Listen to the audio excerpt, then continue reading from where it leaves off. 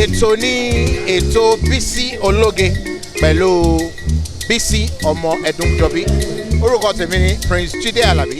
Stay tuned.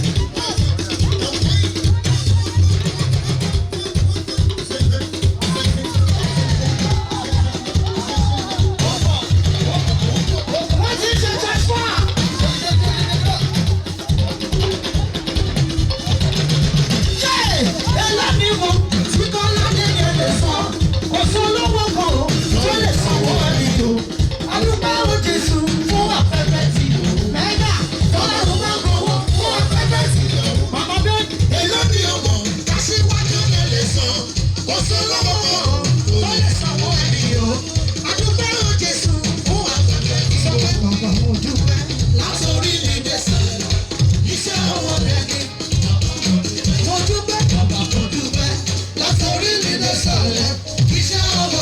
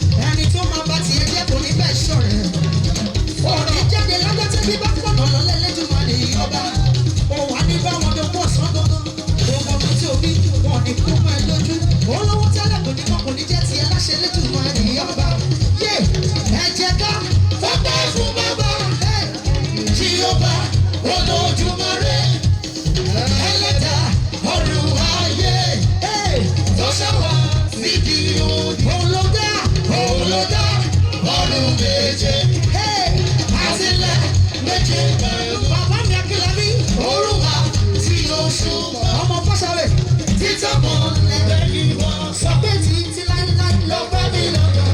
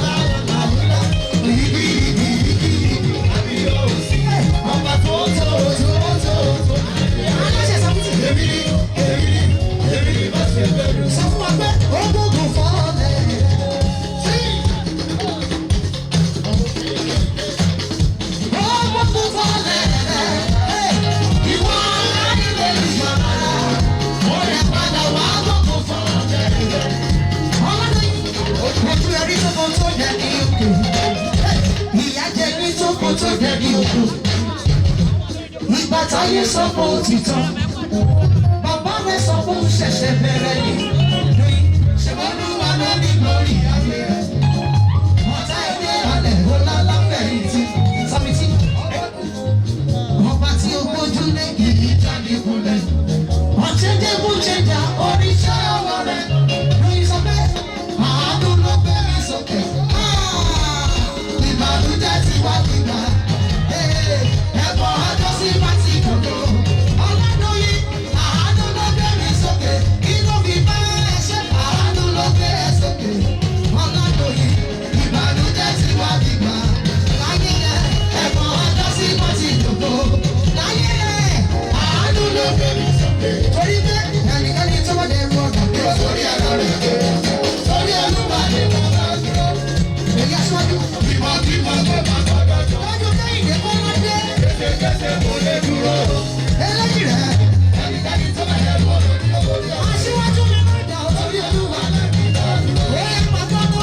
Ọ̀pọ̀jọ́ sẹ̀lẹ̀sì ọ̀mí kan. Wọ́n ṣe transfer lọ́wọ́. Etí mi tó padà. Wọ́n lé ní Kẹ́hìndé ti ṣe transfer. Ó ti ṣe transfer. Ìdè ti ṣe bó ṣe bó ṣe. Ó yẹ pàtàkó. Ọ̀pọ̀jọ́ sẹ̀lẹ̀sì.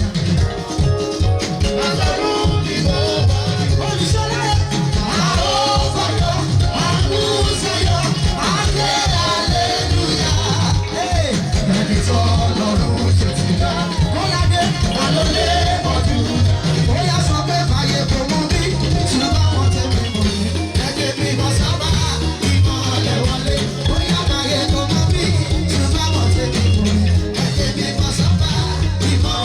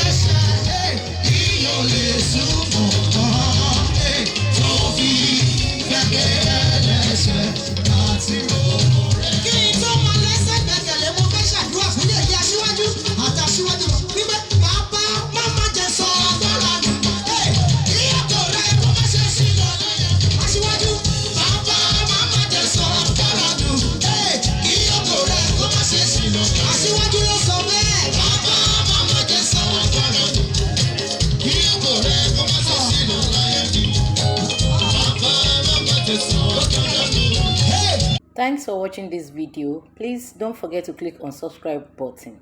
Kindly comment and share. We drop new videos daily. Thank you. God bless you.